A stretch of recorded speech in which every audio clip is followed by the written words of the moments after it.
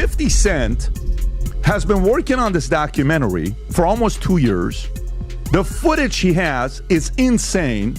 The people he got speaking about Diddy is ridiculous. And on top of that, the only place he agrees to do the interview, Rob, if you can show this, he goes and interviews with ABC. And there's an Instagram post he put up, Rob. I don't know if you have that or not. If you go on his Instagram account, he goes and does the interview about Diddy's documentary on ABC. We have to talk about Tupac, which I wasn't committed to, but then I watched the doc. So didn't know you were getting that. You have a lot of people saying stuff in there that makes it sound like maybe he was responsible for that murder. Which has never been proven. That's a very serious thing. But you have Keefy D over in Vegas now, getting ready to go on trial for that case, saying those things. Who shot Tupac? I already know who shot me. I believe in karma. I believe in all of that. We are here today to announce the arrest of Keefy D for the murder of Tupac Shakur. Motherfucker, you deserve to die. Talking about you getting money, but it's funny to me. All you niggas living for me while you fucking with me. Right after I heard Tupac got shot, and I was so weak, I damn near fell over. I immediately flew to Vegas, and I walked in the room, and I seen him laid out on the bed with all kind of tubes in him. And his mom came over to me, and she grabbed me, she held me up, and she said, "Baby, you got to be strong." And I went and sat next to him and whispering to him, telling him I loved him and to hold on, and he was gonna be okay. And even in that moment, his mom was thinking more about me than herself and showing me how to love strong.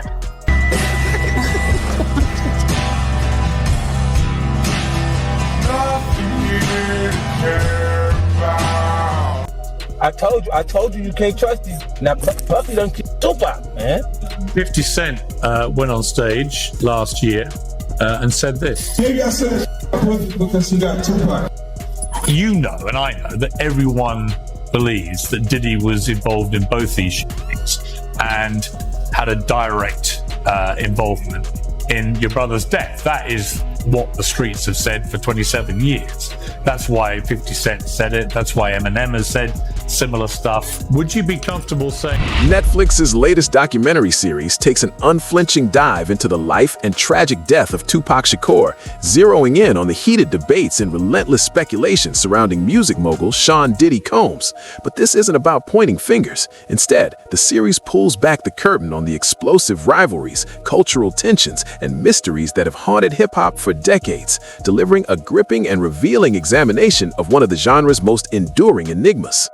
Now, it was this documentary that claimed, which we know wasn't true. Yeah, check this out. We don't talk about things that are nonsense. We don't even entertain nonsense, my brother. So we're not even going to go there, with all due respect, but I appreciate you as a journalist asking. Thank you. Because you listen, 7 years ago, I'd have been like, yo, did you hire somebody? But no, you do it like a journalist. Yeah, no, I mean, we wouldn't even get into nonsense like that. You know what I'm saying? It's nonsense. Which we never believed, by the way. Yeah, thank you. The creators behind Sean Combs' The Reckoning chart Diddy's meteoric rise through hip-hop's ranks, spotlighting the pivotal moments that cemented his legacy long before his recent legal battles made headlines. The series dissects his turbulent and complex bond with Tupac Shakur, a relationship that Tupac's cousin, William Lesane, describes as increasingly volatile, thrusting both icons into the white-hot center of the East Coast-West Coast war that defined an entire era. Through raw interviews, the documentary captures the mounting tension, cutthroat competition, and shifting loyalties swirling around these legends, revealing how deep cultural divides fueled decades of rumors and unanswered questions.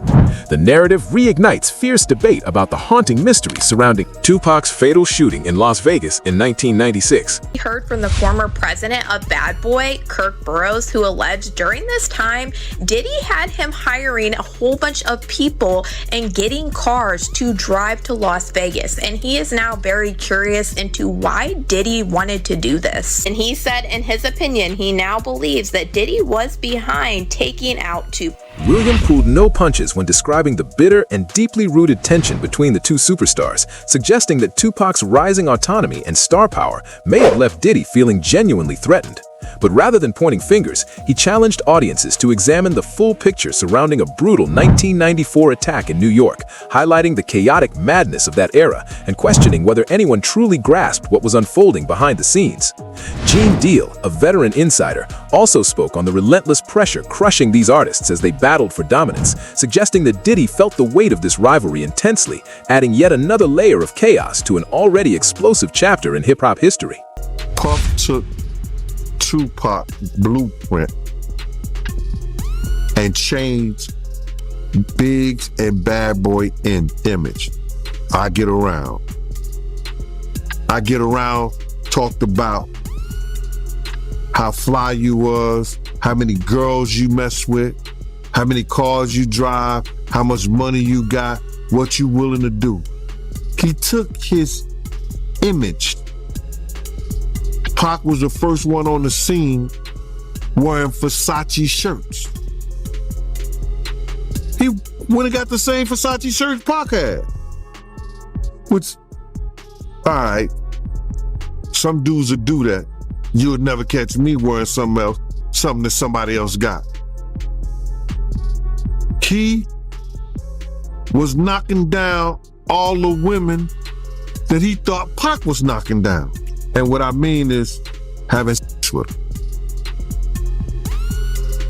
Why would you want to have sex with women you know for sure a dude that was once cool with you was dealing with? Beyond Williams' insights, Tupac's brother, Mopreme, has declared that the mystery shrouding Tupac's death demands relentless scrutiny, insisting that every angle, from the volatile cultural landscape to the key players entangled in that chaotic era, must be meticulously examined to finally uncover the complete truth. Comment saying that you want to see how serious the Vegas PD is going to take this case. Because Keefe D is people that he name dropped that you want to see if they're going to investigate? Yeah, absolutely.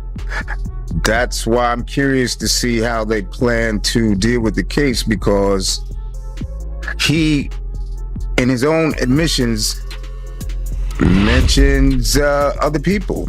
You know, are they going to say what happened to these people? Yes, Puffy being one of them. I don't know where that's going to lead, but I do believe there were accomplices. And I don't think all of them have been looked at.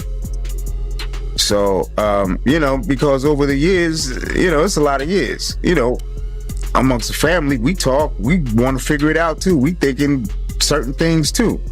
So, you know, we're waiting to see if we can trust this process.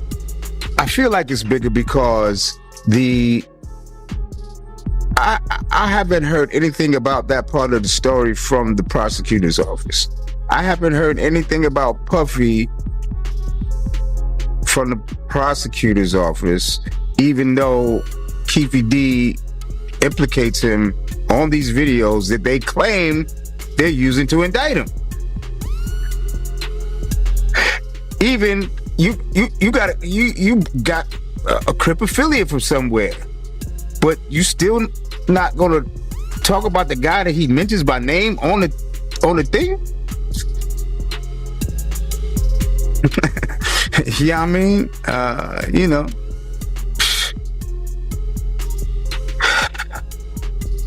it's exhausting. You know, or you know, I'm waiting to see how far they go, because that's what everybody's talking about. That's what everybody's talking about. What about Puffy? You know, so it would be weird that the prosecutor's office wouldn't know and address it. That's why I don't know whether to trust this shit or not. You know, MRA later revealed that in Tupac's final moments, his brother appeared to be fighting to deliver one last crucial message: music, a memory seared into his mind forever, continuing to fuel his unwavering determination to expose the truth. Because you got so many conflicting stories, right? You got some people that say that, you know, Tupac was moving in the hospital, he was, you know, talking in the hospital, but you being there, from your point of view, how was Tupac conditioned? By the time I got there, remember I was coming from LA. So by the time I got there, he had tubes in his throat, in his nose, in his mouth. So he ain't talk to me, not verbally. He was conscious. He was trying to talk. He did want to talk, but he didn't actually verbalize any words. Always, that's gonna be one of the biggest mysteries in my life, because he was trying to tell me something. He was trying so hard. He was shaking the bed. He was looking at me, with his big old eyes, and I know he was trying to tell me something, but I don't know. Something else I want to ask you, because I think it would be appropriate before we get off the Vegas thing, last thing, because I know I did an interview with Napoleon, and they all gave me their reasons why Afeni pulled the plug because of his condition, but I mean, it would be more appropriate since you was his brother. Afeni, her decision to pull the plug on him, from your point of view, what made her pull the plug, respectfully? Because he had already flatlined a couple of times. And she didn't want him to keep going through that. I think it was like twice before she, let him go. And that's reasonable. You know what I mean? When I was, when I found out, The tension between Tupac and Diddy likely shaped that era's chaos far more profoundly than Kirk Burroughs, Bad Boy's former senior executive, initially understood. Williams corroborated this perspective, explaining how their relationship deteriorated as Tupac carved his independent trajectory, while Diddy accelerated Biggie's meteoric rise. According to Williams, Diddy had envisioned deeper creative collaborations with Tupac. Unfortunately, their incompatible ambitions cultivated a cutthroat rivalry that intensified existing friction. This hostile climate set the stage for Tupac's infamous 1994 arrival at Quad Music Studios, where he suffered an unexpected ambush, leaving him severely wounded.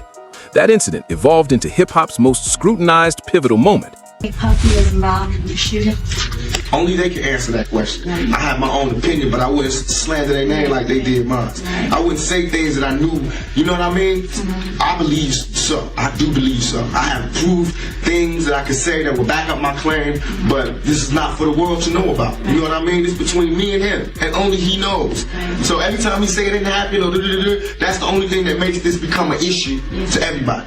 Because you seen what I said in the Vibe article. I basically bowed out and was gonna go ahead about my life. The next issue, that wasn't even the next issue, because them cowards waited about 4 issues before they got their story together. 4 issues later, half of New Yorkers commenting on me getting shot. And before, they was all like, we didn't see nothing. In the first issue, we did, Vibe viewers. Nobody seen shit. The 4th issue, when they came back with a reply, everybody knew what I did. They knew what I said. I was acting. Who gets shot 5 times in acts? Oh, I didn't get shot 5 times in their vision. I only got shot once because they found the bullet. The police found it, but now they the cops. Now they doing detective work. They found the bullet. Oh, you found the bullet, huh? So what is this other shit in me then? What was the doctors talking about? What? Can you explain these other holes in me? How'd I get gunpowder all over me? That insulted my intelligence. So yes, I did say Thug Life was there. Yes, I bowed out, all of that. But when they said that, Diddy has consistently refuted any involvement, insisting that neither he nor Biggie had any connection to the Quad Studios ambush. Yet music industry insider Gene Deal offered a starkly different perspective, contending that the incident epitomized the vicious competition and deep-seated hatred defining that explosive era. By weaving together these conflicting accounts, the series exposes the volatile and often dangerous relationships within 1990s hip-hop, revealing how loyalty, rivalry, and raw ambition collided to forge one of the most scrutinized eras in music history. He robbed at Quad Studios? Well, I don't think I'm not going to say he knew exactly he was going to get robbed, but he knew he was going to get dealt with. Because he was up there with Andre Harrell, and he was with Jimmy Henchman. And even though I think Pac may have owed Jimmy some money, or he was being disrespectful with Jimmy. And Jimmy ain't the type of dude that you was gonna be disrespectful for, because he had some real wolves. And Jimmy was about it himself. You know what I mean? So now, in that essence, Puff is up there in the office with him. They know they about to deal with Pac, you know what I'm saying? I don't know the extent that Jimmy told him what they was gonna do to Pac, or he's gonna get dealt with or whatever like that. But I know Puff had a whiff of what was going on. Years later, in 2011, Dexter Isaac emerged to admit his involvement in the infamous 1994 Quad Studios shooting, claiming he executed commands from a music industry figure present that fateful night. While his confession added another explosive piece to the puzzle, it remains entangled within a vast web of testimonies and speculation, underscoring just how labyrinthine and fiercely disputed music this chapter of hip-hop history truly is. You know that he had another bracelet that was like a bicycle chain and with charms on it, right? Just gonna say that. All right, he had the diamond chain on with the chain with diamonds at each length going through it. Right, he had a big stone on the diamond ring and the smaller stone, one for 35,000 and the one for 20,000. All right, so even Stretch that did this shit, I took his bracelet too, and changed it and put his name, my man name on it, and took off the name on it. So motherfuckers claiming that this. Even so hold on, homie. Claimed that he was Tupac's stepdaddy, wrote me and wanted me to have my people meet him and give him back the chain and shit, talking about some redemption shit. You know, them niggas ain't had it, man. So hold on, hey Dex. So that day that happened, November 30th, 1994, it wasn't just Tupac and Freddie Nichols. Stretch was with them too? Stretch was with them too, yeah. Stretch set the whole shit up. He was in cahoots. He was giving us play-by-play where they was at. On their way there, he was in communication with Jimmy and shit. You know, Jimmy promised them two big eggs and shit. Wow, so he sold Pac out for a quarter brick, basically. Yeah, basically. Yeah. And Killboy too. Wow. Yeah. They Jimmy Henchman, however, vehemently rejected any involvement, insisting he bore zero connection to the Quad Studios incident. His fierce denial underscores how deeply this hip-hop chapter remains plagued by uncertainty and heated controversy, introducing yet another layer of complication to the already conflicting narratives surrounding that fateful event. I remember the first time I went to your office, there was a big frame picture photograph on one of your walls, and it had Tupac on it wearing a Henchman Entertainment t-shirt. Now, a few years ago, there was a guy named Dexter Isaac that came forward who claimed that you were connected to the Tupac shooting. Do you have anything to say about that? No, 100%. I've never ducked from answering any Tupac questions, which I could understand if I don't know how Quad Studio morphed into, like I was in Vegas and was part of the shooters that actually ended in his demise. Now let me say, me and Tupac were friends. And me and him were friends. I had nothing against Tupac. I liked him. He was younger than me. I'm sure that he looked up to me. There's many moments that me and Pac had that were very intimate, where he talked to me about things that he was afraid of or things that he loved to do, and all of those kind of things. Here it is, you have a prosecutor and you have a guy who's in jail for life. When they pulled Dexter down to interview him in regards to what he knew about me and Tupac and so on and so forth, I have no doubt at this point that Dexter probably was the guy or one of the assailants on Tupac, but Dexter's story just doesn't make sense. Dexter tells a story that I wanted a ring for my fiance, and so I tell him to get the diamond ring from Tupac so I can give it to my fiance, and so on and so forth. He tells this magical story. The only person that can believe such a story is Todd Kaminsky, who was the prosecutor who was trying to make something out of nothing. William Lesane admits that every revelation emerging over the years has forced him to completely reassess the entire story, exposing just how intense and tangled that era truly was. Music and inflammatory public statements ignited the East Coast-West Coast feud, pushing tensions to a boiling point. Diddy later reflected on how the conflict was spiraling toward deadly violence, while Tupac struck back at perceived disrespect with blistering tracks aimed squarely at his rivals. Dwayne Keefe Deeg, currently linked to investigations surrounding Tupac's 1996 murder, also features prominently in the documentary. Davis participated in a proffer session in 2008, a protected environment where individuals can speak candidly without their statements being weaponized in court. According to Detective Greg Kading, Davis delivered a stunning breakdown of the explosive rivalries, intricate connections, and crushing pressures defining this turbulent chapter in hip-hop history throughout these candid conversations about that volatile landscape. Just to make it clear, man, when Puffy came to LA, you used to give him protection, right? From the Southside Crips, because he was scared of Suge Knight? It speaks for itself, my brother. He was playing chess, and I guess we was playing checkers, cuz. So he was really scared of Suge Knight like that, yo? That's what it looked. That's what it sounded like, yeah. Yeah. Keefe D expressed deep alarm over the escalating violence, noting that the war between Tupac and his adversaries reached a fever pitch following the release of Hit 'Em Up. He recalled conversations dripping with life or death stakes and the suffocating pressure of that moment, describing an atmosphere charged with aggression and bloodshed.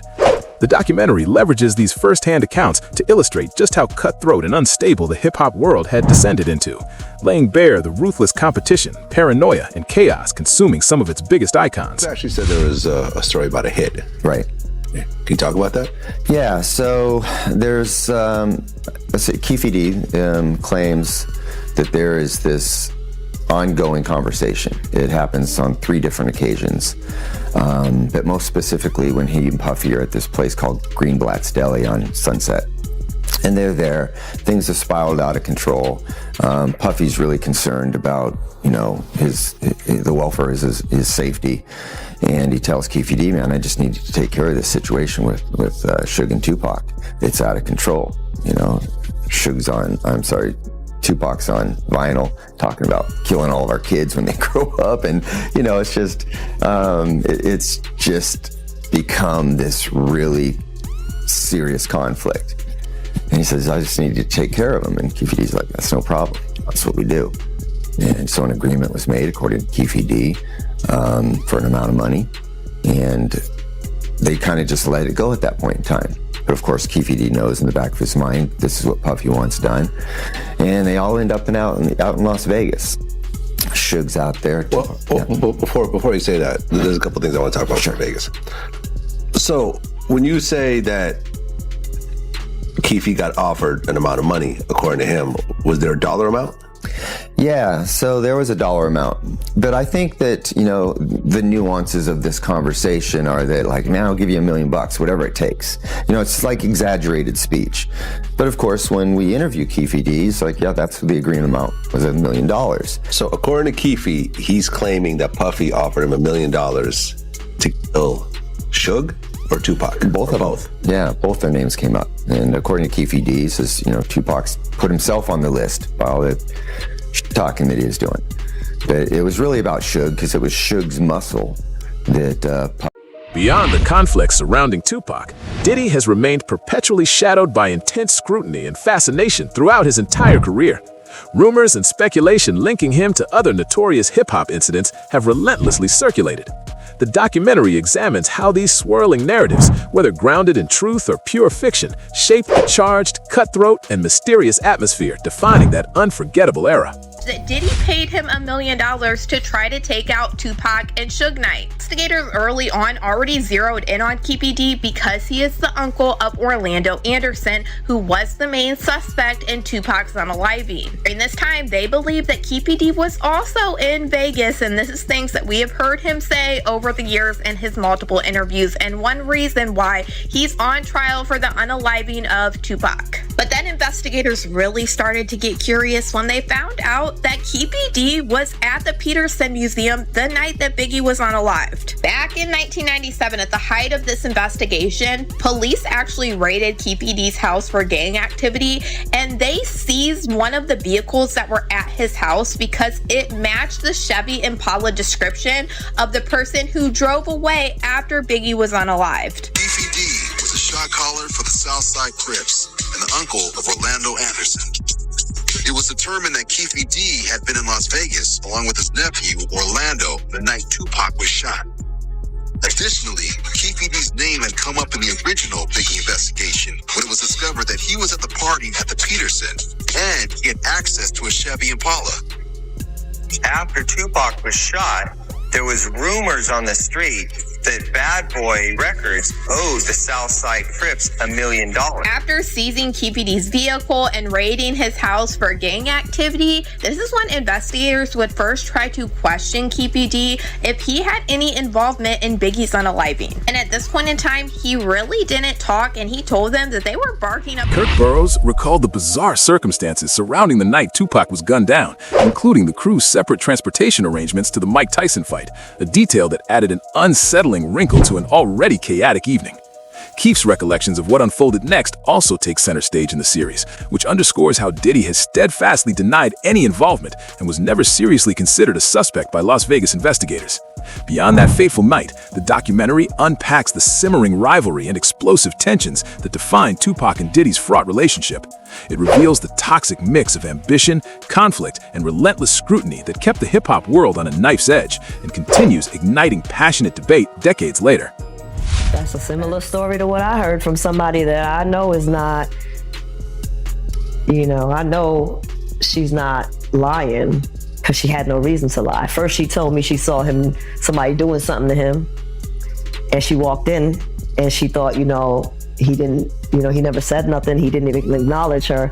So she's thinking she's under the radar. Next thing, she's hanging out in Miami, and, she comes back and says she don't know what happened, and she woke up, and so, What did she say she saw?